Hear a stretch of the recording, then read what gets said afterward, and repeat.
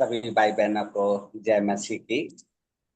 मैं इस योग्य नहीं हूँ कि मैं आप लोगों के बहुत अच्छे से वचन सिखा सकूं। हमारे गुरु हमारे सर हमारे बीच में हैं।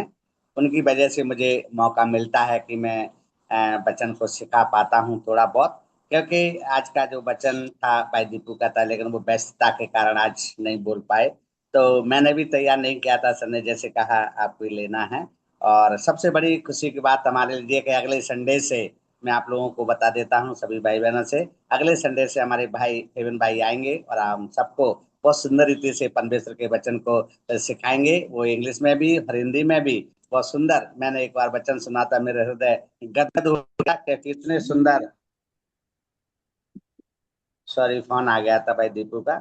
इतना सुंदर वो वचन बोलते हैं और मेरा हृदय गदगद हो गया था, मुझे बहुत अच्छा लगा था। और प्रभु की इच्छा से फिर से मौका मिल रहा है कि हम और अच्छे से सीखने पाएंगे। मैं परमेश्वर के धन्य नाम की महिमा करता हूँ। प्रभु अपने दासों को तैयार करता है।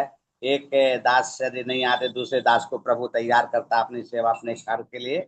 और जब परमेश्वर के वचन में हम पढ़ते हैं कि एक को तैयार करना हमारे लिए बड़े आनंद की बात है, बड़े खुशी की बात है। एक पीढ़ी को तैयार करना, लाखों करोड़ों आत्माओं को सुसमाचार सुनाने से बढ़कर है। एक व्यक्ति यदि सेवा के लिए तैयार हो जाए, एक पीढ़ी तैयार हो जाए। हम सबकी सर को छोड़ के हम सबकी पहली पीढ़ी है और हम लोग पहली पीढ़ी में बढ़ पा रहे हैं। और यदि प्रभु की इच्छा तो दूसरी पीढ़ी भी तैयार होगी। तो इसलिए हमारे भाई बहन जुड़े हुए सभी जवान हैं, बेटियां भी हैं, बच्चे भी हैं। और एक तैयार हो रहे हैं परमेश्वर की महिमा के लिए, परमेश्वर के कार्य के लिए। इसलिए पीढ़ी परमेश्वर की महिमा कर पाए। जैसे कि सर प्रार्थना में याद करा रहे थे, जो आज का जो विषय है जो परमेश्वर का व्यक्तित्व है। और ये हम लोग जानते हैं, खोज करना। हर व्यक्ति खोज करता है ईश्वर के बारे में। ये पीढ़ी दर पीढ़ी चला रहा है, कई सदियों से चला रहा है। लोग ईश्वर की खोज करते हैं, ईश्वर को प्राप्त करने के लिए चाहते हैं। तब हम देखते हैं कि परमेश्वर का जो अध्ययन करना हजारों वर्षों से दर्शनियों के आदि की महत्वाकांक्षा रही है। मतलब दर्शन मतलब लोगों की। तो ये प्रस्तावना में आज हम देख रहे हैं कि लोगों की इच्छा ईश्वर को खोज करने की रही है। लोग खोज करते हैं, करते रहते हैं। हम लोग देखते हैं कुछ लोग हैं जो आसन लगाकर ध्यान करते हैं और व्यक्तिगत अर्थात परमेश्वर के विस्तार या क्षेत्र पर विचार करने का यत्न करते हैं। कई लोगों को आप लोगों ने देखा होगा, जैसे जवारे बहना है, भक्ति करना है, कमरे में बंद होना है। कई प्रकार की सामग्री को लेते हैं, मुर्गा को लेते हैं, दारू को लेते हैं, नींबू को लेते हैं। ऐसी बहुत सी सामग्री आप लोगों ने देखा होगा। अब हमारे घर के पास दतिया में ही घर के पास रोज हम लोग देखते हैं कई लोग कुछ ना कुछ जादू टोना करते रहते हैं। मतलब कुछ ना कुछ उनके विचार रहते हैं, वो यत्न करते रहते हैं। तब परमेश्वर का वचन हमें सिखाता है कि परमेश्वर के विषय में एकमात्र सच्चा ज्ञान हमें केवल बाइबल से ही मिल सकता है। हमें ऐसा भक्ति करने से, कई लोग शैतान को पाने के लिए, दूसरों को नुकसान पहुंचाने के लिए कई ऐसी भक्तियां पाते हैं जिसको हम लोग जादू टोना कहते हैं। लेकिन ये सब सच्चाई है हमें परमेश्वर के वचन में और बाइबल में हमें मिल जाती है। इसलिए जो परमेश्वर का जो व्यक्तित्व है ना, कई लोग हैं जो व्यक्तिगत आराधना करके व्यक्तिगत ढूंढना पसंद करते हैं, ऐसे ऐसे लोग करते हैं। लेकिन आज हमें परमेश्वर स्पष्ट बताता है, हमारा परमेश्वर हमें परमेश्वर के वचन से, बाइबल से हमें मिलता है। परमेश्वर के विषय में एकमात्र सच्चा ज्ञान केवल हमें केवल बाइबल से ही मिल सकता है। यूहन्ना कहता है, जब यूहन्ना की किताब में हम पढ़ते हैं, पहला यूहन्ना 1:18 में लिखा है, परमेश्वर को किसी ने कभी नहीं देखा है, आज तक किसी ने नहीं देखा है, लेकिन इकलौता पुत्र जो पिता की गोद में है उसी ने उसको प्रकट किया है। और आज हम भरोसा कर पा रहे हैं, वो हमारा ऐसा ईश्वर है जिसको प्रकट किया गया है। हम लोगों तक परमेश्वर ने, ईश्वर ने पहुंचाया है, वो एक मात्र परमेश्वर प्रभु यीशु मसीह है। और हम देखते हैं, जब हम लोग पढ़ते हैं, पहला यूहन्ना 4:12 में भी लिखा है, परमेश्वर को कभी किसी ने नहीं देखा है। परमेश्वर का वचन में बता रहा है, परमेश्वर के वचन में लोग पढ़ रहे हैं। लेकिन कई लोग हैं डींगे मारते हैं, लोगों को कहते हैं मैंने ईश्वर को देखा है, मैंने ऐसे देखा, वैसे रूप में देखा, मुझे सुपन में आया, कई ऐसे बोलते होंगे। लेकिन यहाँ पर परमेश्वर का वचन स्पष्ट करा था, मतलब वो लोग झूठे हैं। वो किस्सा कहानियां बना रहे हैं, वो अपनी तरफ से मनगढ़ंत कहानियां बना रहे हैं। लेकिन यहाँ पर स्पष्ट है, परमेश्वर का वचन कहता है कि पहला यूहन्ना 4:12 में, परमेश्वर को कभी किसी ने नहीं देखा है। और यूहन्ना 1:18 में भी पढ़ते हैं, परमेश्वर को किसी ने कभी नहीं देखा। दोनों किताबों में इस प्रकार से हम लोग पढ़ते हैं। निर्गमन कहता है, निर्गमन की किताब में जब 33 का 20 में पढ़ते हैं, परमेश्वर मूसा से बात करते हैं। जब परमेश्वर मूसा से बात करते हैं तो कहते हैं, फिर उसने कहा, तू मेरे मुख का दर्शन नहीं कर सकता, क्योंकि मनुष्य मेरे मुख का दर्शन करके जीवित नहीं रह सकता है। परमेश्वर जब झाड़ी में मूसा से दर्शन बात कर रहा था, हम जानते हैं कि प्रभु का जो मुख है ना, इतना चमकदार था कि वो देख नहीं सकता। वही बात निर्गमन में इस बात को हम लोग पढ़ते हैं कि परमेश्वर मूसा से बात करते हुए उसने उससे कहा, तू मेरे मुख का दर्शन नहीं कर सकता, क्योंकि मनुष्य मेरे मुख का दर्शन करके जीवित नहीं रह सकता है। तो हम भी ये आशा नहीं करेंगे कि प्रभु मुझे दर्शन दे, क्योंकि मूसा के द्वारा हमें बात को समझ, लेकिन प्रभु हमें मिलता है। हम लोग बात करते हैं, वचन में है, आदि में वचन है, वचन परमेश्वर के साथ है और वचन ही परमेश्वर है। मतलब हम लोग परमेश्वर का वचन पढ़ रहे हैं, प्रभु परमेश्वर हमें मिल गया है, परमेश्वर हमसे बात कर रहा है, इसलिए ये बात को हम यहाँ पर पढ़ते हैं। जब हम लोग यहाँ पर देखते हैं, निर्गमन की किताब 33 का 23 में लिखा है, फिर मैं अपना हाथ उठा लूंगा, तब तू मेरी पीठ का तो दर्शन पाएगा, परंतु मेरे मुख का दर्शन नहीं मिलेगा। मेरी पीठ का दर्शन तो तू कर सकता है, लेकिन मुख का दर्शन नहीं कर पाएगा। ये हमारा परमेश्वर हमसे आज इस प्रकार से कहता है निर्गमन की किताब में। वही निर्गमन 33 का 20 कहता है, वही निर्गमन 33 का 23 कहता है। तो यहाँ पर उस बात को हम देखते हैं, मूसा ने परमेश्वर से बात की और उससे एक अंश का दर्शन किया, परंतु प्रभु के मुख का दर्शन वो नहीं कर पाया। पीठ का दर्शन तो कर पाए, एक अंश कितना होता है हम भली भांति जानते हैं। वो अंश को यहाँ पर हम देख पा रहे हैं, एक अंश। तो यहाँ पर इस शब्द को हम लोग अच्छे से समझते हैं, एक अंश। तो मूसा ने परमेश्वर की बात तो की और उनके एक अंश का दर्शन किया, परंतु प्रभु के मुख का दर्शन वह नहीं कर पाया।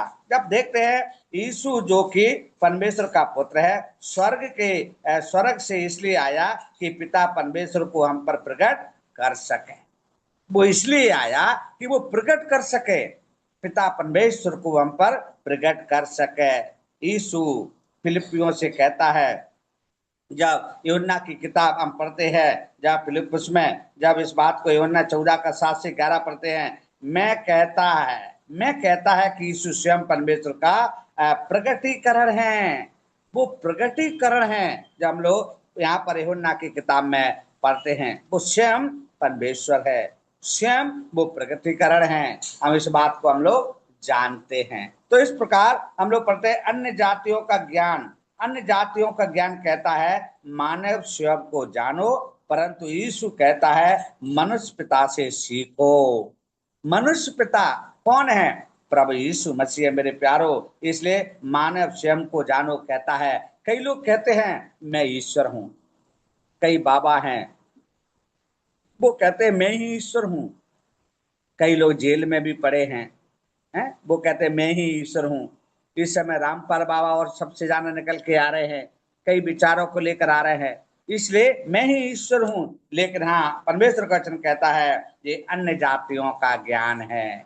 अन्य जाति लोग ऐसा कहते हैं, ऐसा सुनते हैं, ऐसा करते हैं, परंतु यीशु कहता है मनुष्य पिता से सीखो। हमें पिता मतलब प्रभु यीशु मसीह से हमें सीखना है। वो मां मरियम के द्वारा धरती पर मनुष्य रूप लिया है, इसलिए यहाँ पर इस पे लिखा है मनुष्य पिता से सीखो।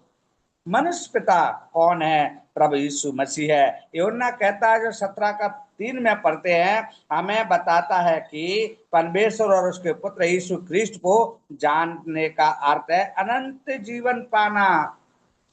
यीशु मसीह को जानने का मतलब है अनंत जीवन पाना। मेरे प्यारो, कितना सुंदर वचन प्रभु में दे रहा है। आज हम परमेश्वर को पा रहे हैं, मतलब अनंत जीवन है। फिर उसके बाद कोई हमारा जीवन खत्म नहीं होगा।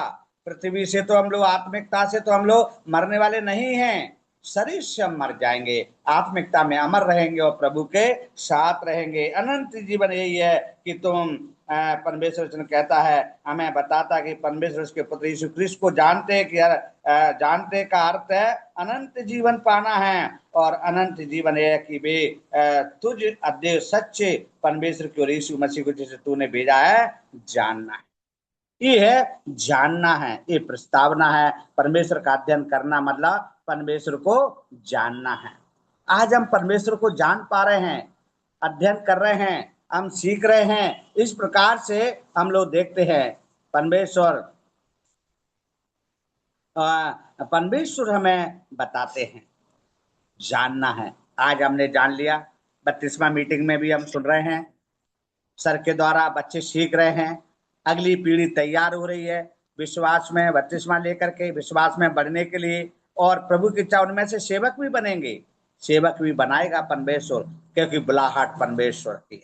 परमेश्वर बुलाता है, चुनता है। इसलिए आज इस बात से हम लोग अवगत हैं कि परमेश्वर सच्चा परमेश्वर है, सच्चा ज्ञानी है, सर्वशक्तिमान, सर्वव्यापी, सर्वश्रेष्ठ परमेश्वर है। इसलिए प्रस्तावना में देखते हैं कई लोग ईश्वरों का अध्ययन करते हैं, एक ईश्वर नहीं कई ईश्वरों का अध्ययन करते हैं, लेकिन हम एक ईश्वर का अध्ययन करते हैं जो संसार का मालिक है, वो सृष्टि करता है, संसार को बनाने वाला पवित्र परमेश्वर है, पवित्र परमेश्वर है। इस प्रकार से हम लोग देखते हैं, हम पढ़ते हैं यहाँ पर पहली बात में लिखा है परमेश्वर का व्यक्तित्व।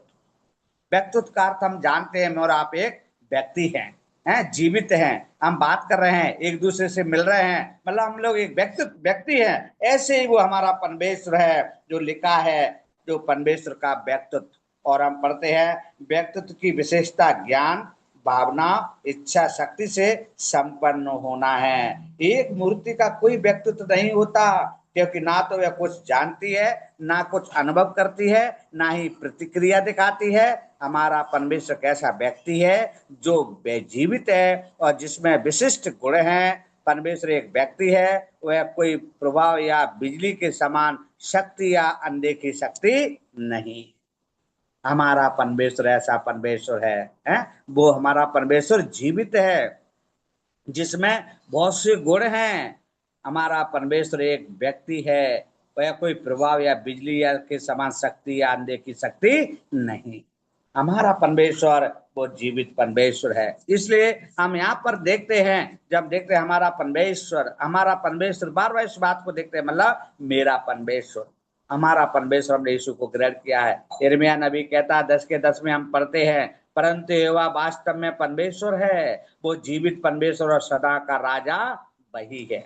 यिर्मयाह नबी कह रहा है, यिर्मयाह नबी बता रहा है यहाँ पर, जब हम देखते हैं वो परमेश्वर कैसा है, परंतु यहोवा वास्तव में परमेश्वर है, वो जीवित और परमेश्वर और सदा का राजा वही है। वो जीवित परमेश्वर है, वो मरकर जी उठने वाला परमेश्वर है। आज वो स्वर्ग में हमारे लिए जगह तैयार कर रहा है। वो परमेश्वर हमारे लिए, मतलब वो जीवित परमेश्वर है। इसलिए जब हम आगे पढ़ते, लिखा है प्रेरितों की किताब में, जब प्रेरितों की किताब में 14 का 15 में पढ़ते हैं कि तुम इन व्यर्थ वस्तुओं से अलग होकर जीवते परमेश्वर की ओर फिरो। मेरे प्यारो, आज भी कोई ऐसा जकड़ा हुआ है पुरानी रीति रिवाज में या ऐसी चीजों में, अंधविश्वास में, आज वो समय है कि हम निकलना है कि तुम इन व्यर्थ वस्तुओं से अलग होकर जीवते परमेश्वर की ओर फिरो। व्यर्थ व्यर्थ व्यर्थ वस्तुओं से, व्यर्थ वस्तु हम जानते हैं क्या क्या है, पत्थर से मिट्टी से बनाया हुआ व्यर्थ वस्तु है, जिसके पीछे भागने की आवश्यकता नहीं, उससे अलग होने की आवश्यकता है। अलग हो करके हमें जीवते परमेश्वर की ओर फिरना है, जीवते परमेश्वर की ओर फिरना है। पहला थिस्सलुनीकि कहता है 1:9 में लिखा है, और तुम क्यों कर मूर्तों से परमेश्वर की ओर फिरे, ताकि जीवते और सच्चे परमेश्वर की सेवा करो, सेवा करो। इसलिए और तुम क्यों कर मूर्तों से हमारा जो जीवन है वो कैसा था, पापी था, अंधविश्वास में था, गुलामी में था, मूर्ति पूजा में था, मूर्ति के पीछे पागल थे, जो सृष्टि परमेश्वर ने रची उसी की पूजा कर रहे थे। आज वो मन हमारा फिर गया है, परमेश्वर ने उस मन को फेर दिया है। यहाँ पर इस पर लिखा है कि तुम इन व्यर्थ वस्तुओं से अलग होकर जीवते परमेश्वर की ओर फिरो। पहला थिस्सलुनीकि 1:9 कहता है, और तुम क्यों कर मूर्तों से परमेश्वर की ओर फिरे। क्यों कर, एक सवाल खड़ा होता है, क्यों कर है? मैं और आप दादा परदादा की बातों को छोड़ रहे हैं। हम लोग जो दादा परदादा जो करते आ रहे थे, उस गुलामी को हमने छोड़ दिया है, उस बंधन से हम लोग छूट गए हैं, हम ऐसी रूढ़िवादी से छूट गए हैं, व्यवस्था से छूट गए हैं। अब हमें वो करने की आवश्यकता नहीं है। मैं भी ऐसे था, मेरे बाबा जो जैसा करते थे मैं भी वैसे ही करता था। 10-12 साल की उम्र में हो करके मुझे ज्ञान नहीं था, अज्ञानिता में नहीं जानता था सच्चा ईश्वर कौन है, और वो वैसे करते थे मैं ही वैसे करता था।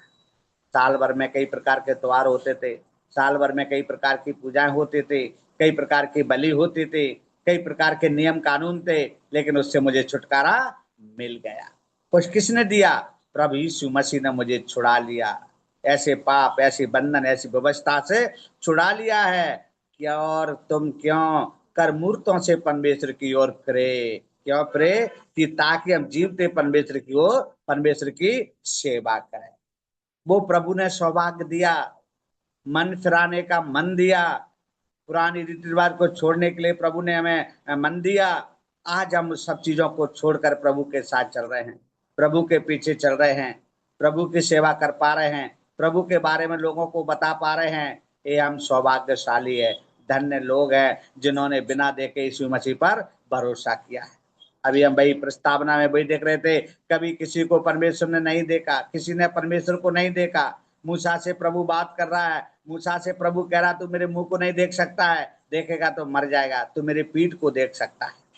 पीठ भी कैसे देख पाया? एक अंश, एक ही अंश बस पीठ को देख पाया, परमेश्वर का वचन कहता है। इसलिए आज वो परमेश्वर ने मुझे और आपको मन फिराने का मन दिया कि हम पुरानी रीति रिवाज, पुरानी रीति रूढ़िवादी से हम लोग आज छुटकारा पाकर आजाद हो गए। आजाद हो गए हम लोग, अब अपनी मर्जी के मालिक परमेश्वर के लोग हो गए हैं। परमेश्वर ने हमें चुना है, इसलिए हम पढ़ते हैं, परमेश्वर का वचन कहता है 2 अध्याय 16 का 9 में लगा, देख हुआ परमेश्वर की दृष्टि सारी पृथ्वी पर इसलिए फिरती रहती है कि जिनका मन उसकी ओर निष्कपट रहता है, उनकी सहायता में वह अपना सामर्थ्य दिखाए।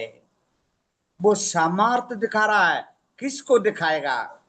परमेश्वर का वचन कहता है, स्पष्ट करा, देख यहोवा परमेश्वर की दृष्टि सारी पृथ्वी पर है, इसलिए पृथ्वी रहती कि जिनका मन, जिनका मन, जिनका मन उसकी ओर निष्कपट रहता है। कोई कपट नहीं, कपट रहते परमेश्वर की ओर अपने मन को लगाए रहते हैं, परमेश्वर की ओर ध्यान करते हैं, परमेश्वर को रात दिन समय देते हैं, प्रार्थना, दुआ में, वचन पढ़ने में, प्रभु की सेवा में, लोगों में जाना, मिलना, उठना, वचन सुनाना। मतलब 2 अध्याय 16 का 9 में स्पष्ट कहता, देख देख यहोवा परमेश्वर की दृष्टि सारी पृथ्वी पर इसलिए पृथ्वी रहती है कि जिनका मन उसकी ओर निष्कपट है, उनकी सहायता में वह अपना सामर्थ्य दिखाता है। परमेश्वर उसी की सहायता करता है, वो उसी को सामर्थ्य दिखाता है जिनका मन परमेश्वर की ओर है, जिनका मन प्रभु की ओर है। रात दिन, रात दिन सिर्फ एक ही नाम, वो है प्रभु यीशु मसीह का नाम है। परमेश्वर उस समय वो अपनी सामर्थ्य को दिखाता है। हमारा ईश्वर ऐसा ईश्वर है जो कभी घटाता नहीं है। हमारा ईश्वर हमको बढ़ाने वाला परमेश्वर है। इसलिए ये प्रस्तावना हमने कितनी गहरी गहरी बातों को सीखा है कि कभी किसी ने परमेश्वर को नहीं देखा, पिता ने ही उसको प्रकट किया, पिता ने ही उसको पृथ्वी पर भेजा है, पिता ने ही हमारे लिए प्रभु को भेजा, हमारे गुनाह, हमारे पाप को अपने ऊपर ले सके। इसलिए आज हम लोग इस सारी बातों को देखते हैं। परमेश्वर का वचन कहता है, एवा परमेश्वर की दृष्टि सारी पृथ्वी पर लगी रहती है। सबके ऊपर परमेश्वर की दृष्टि है, और उसका लाभ कौन लेता है? उसका लाभ वही लेता है जिनका मन उसकी ओर निष्कपट रहता है। वही परमेश्वर का लाभ उठा सकता है, जिनका मन निष्कपट रहता है, कोई कपट नहीं, कपट रहित रहता है। इस प्रकार से हम देखते हैं उनकी सहायता में वह अपना सामर्थ्य दिखाएगा। गतिमान आंखों से ऐसी जीवन और व्यक्तित्व का आवास होता है जो मूर्तों मूर्तों और झूठे देव देवताओं में नहीं होता है। कभी नहीं हो सकता है प्यारो। मैं इस पे बोलूं तो बहुत समय लगेगा, आप सब लोग समझदार हैं इसलिए मैं इस पे ज्यादा नहीं बोल रहा हूँ। गतिमान आंखों से ऐसे जीवन और व्यतीत का आभास होता है, हैं? गतिमान, आप लोगों ने कई ट्रेन का नाम भी सुना होगा, गतिमान एक्सप्रेस, बहुत तेज चलने वाली, बहुत दौड़ने वाली है, उसका गति, उसकी चाल बहुत तेज है। ये परमेश्वर वैसा ही, उससे बढ़कर है। परमेश्वर उससे बढ़कर है, गतिमान आंखों से, मतलब उसकी जो दृष्टि है ना, गतिमान तेजी से दौड़ती है, वो पूरे लोगों पर पहुंच जाती है। लाखों करोड़ों लोगों पर परमेश्वर की आंखों की गति पहुंच जाती है, और वो जीवन और व्यक्तित्व का आभास होता है। इस सब चीजों का आभास करने वाला परमेश्वर है, लेकिन जो मूर्तियों और देव झूठी देवताओं को नहीं होता, उनमें ऐसा हो नहीं सकता, वो कर नहीं सकते। परमेश्वर का वचन कहता है, लेकिन परमेश्वर में है, वो सामर्थ है, वो शक्ति है, वो परमेश्वर में हम देखते हैं हर चीज करने की योग्यता है। XYZ वो परमेश्वर है। भजनकार कहता है, मेरे प्यारो, भजन 94 का 11 में लिखा है, एवा जो मनुष्य की कल्पनाओं को तो जानता है कि वे मिथ्या हैं, अर्थात परमेश्वर के पास ज्ञान है। मनुष्य की कल्पना हमेशा मिथ्या है, निंदक है। परमेश्वर जो मित्र की जो कल्पना हमेशा ठेस पहुंचाना, नीचा गिराना, दूसरों को दुख देना, ये उसमें लगा रहता है, मनुष्य का स्वभाव है मेरे प्यारो। लेकिन परमेश्वर का ऐसा स्वभाव नहीं है, ऐसा नहीं। यहोवा मनुष्य की कल्पना को तो जानता है कि वे मिथ्या हैं। परमेश्वर हर मनुष्य की भावना को जानता है, उसके विचार को जानता है। परमेश्वर कहने से पहले ही उनके विचार को वो जान लेता है, वो क्या चाह रहा है, क्या चाहता है, ये सब चीजों को। लेकिन परमेश्वर अर्थात परमेश्वर के पास ज्ञान है, मतलब इसका मतलब हमारे पास कोई ज्ञान नहीं है। जो मिथ्या है, जो विचार हैं, कट वचन हैं, दुख देने के बातें हैं, इस सब चीजों को तो मिल जाएंगी, लेकिन ज्ञान नहीं है। ज्ञान कौन देता है?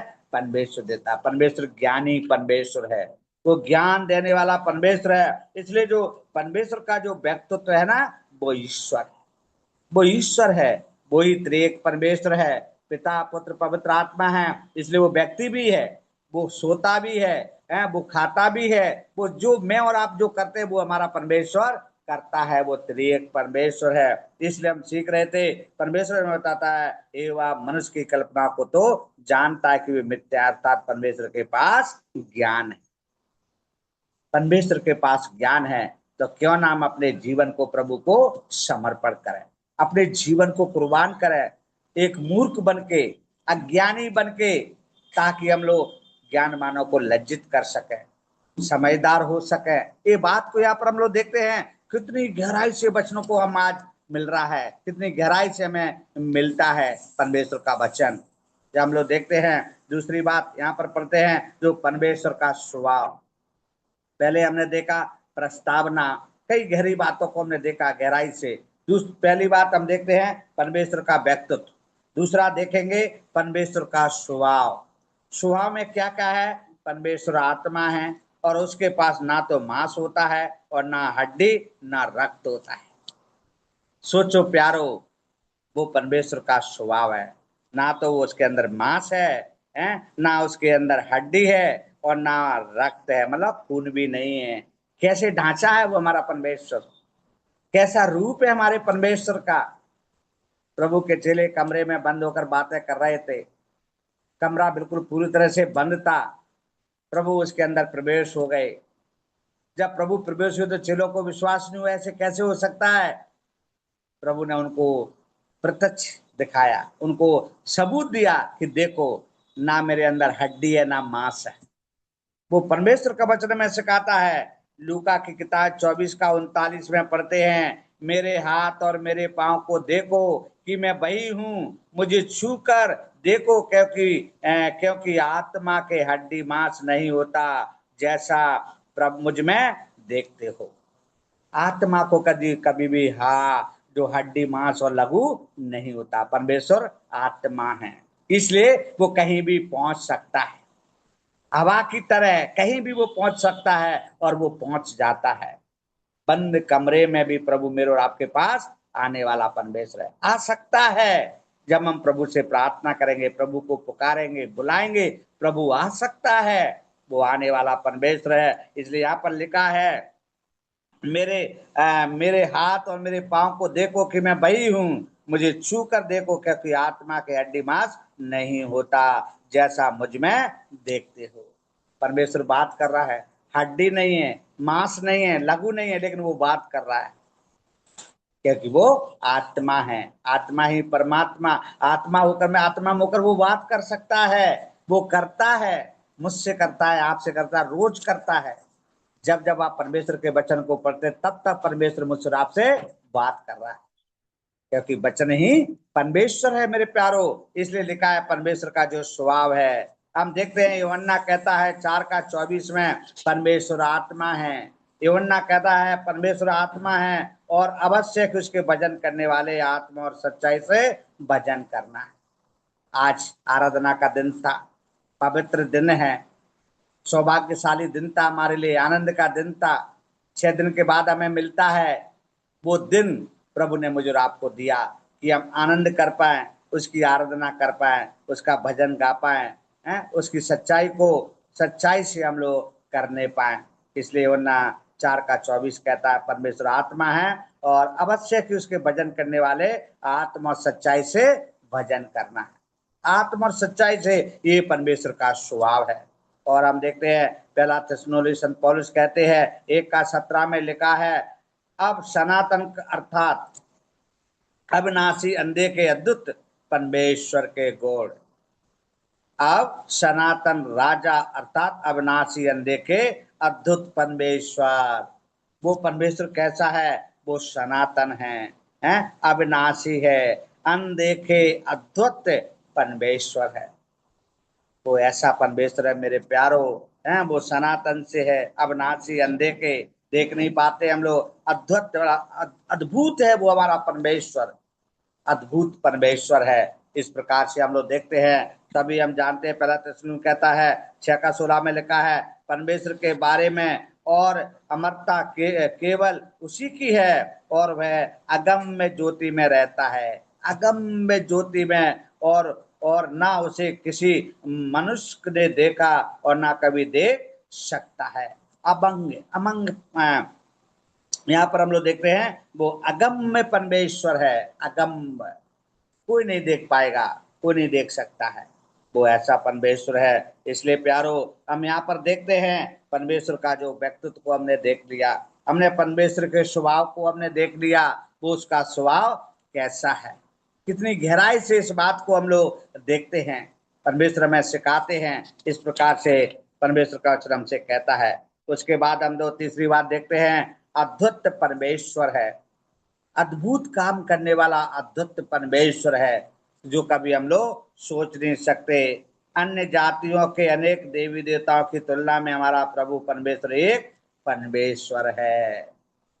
वो ये कैसा परमेश्वर है, संसार का है वो परमेश्वर, अन्य जातियों के अनदेखी, उन्होंने कभी देखा नहीं, महसूस नहीं किया है, कैसे विश्वास करते हैं तो प्रभु जानता है, अंधे के, अन्य जातियों के अनदेखे देवी देवताओं की तुलना में हमारा प्रभु परमेश्वर एक परमेश्वर है। वही परमेश्वर है मेरे प्यारो, वही ईश्वर है मेरे प्यारो। इस प्रकार से हम लोग देखते हैं, परमेश्वर में बताता है, व्यवस्था विवरण 6:4 में लिखा है, ये इसराइल सुन, एवा हमारा परमेश्वर है, एवा एक ही है। ये इसराइल सुन, इसराइलियों के जीवन से इस बात को देखते हैं हम लोग, इसराइलियों के जीवन से आज हमें सीखने के लिए मिलता है, वो परमेश्वर हमें सिखाते हैं, ये इसराइल सुन, एवा हमारा परमेश्वर है, एवा एक ही है, कोई नहीं है, कोई दो रूप नहीं है, कोई, यहाँ पर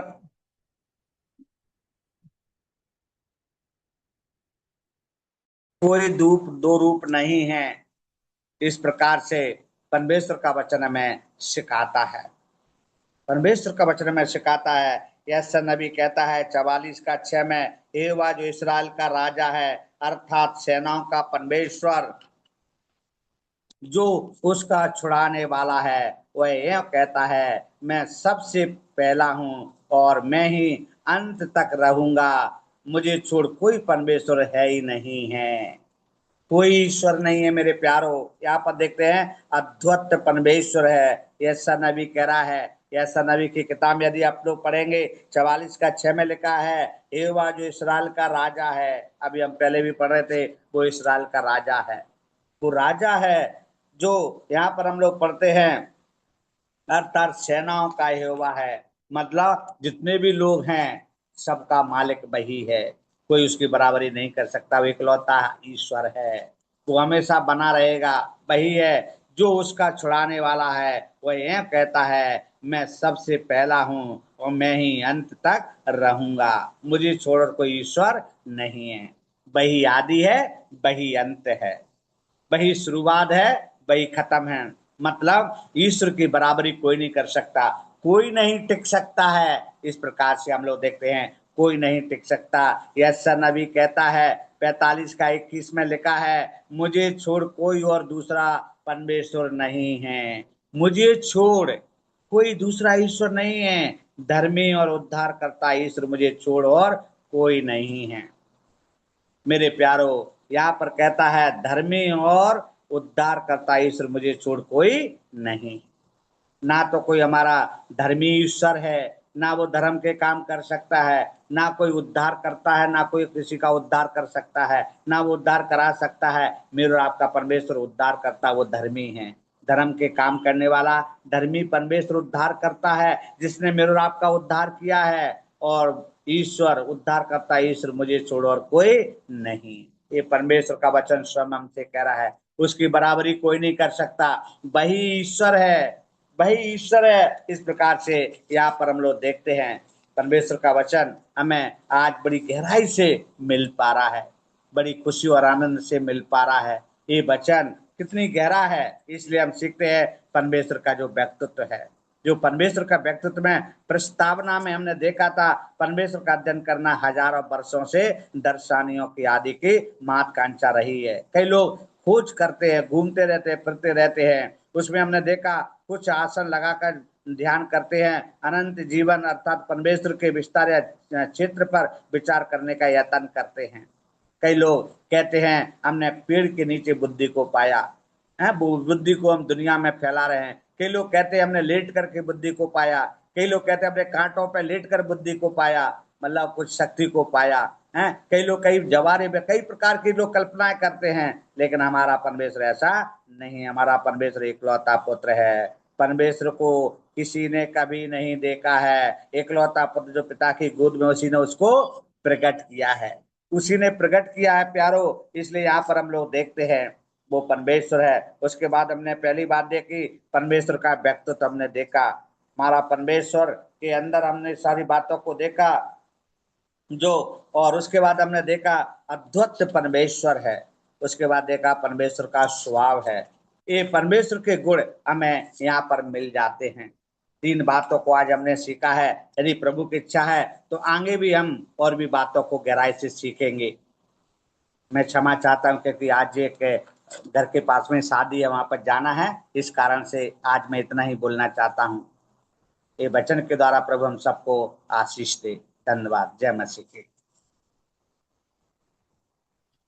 बहुत बहुत धन्यवाद। बहुत ही सुंदर वचन जो आपने हमारे बीच में रखा, जो परमेश्वर का अस्तित्व जो आपने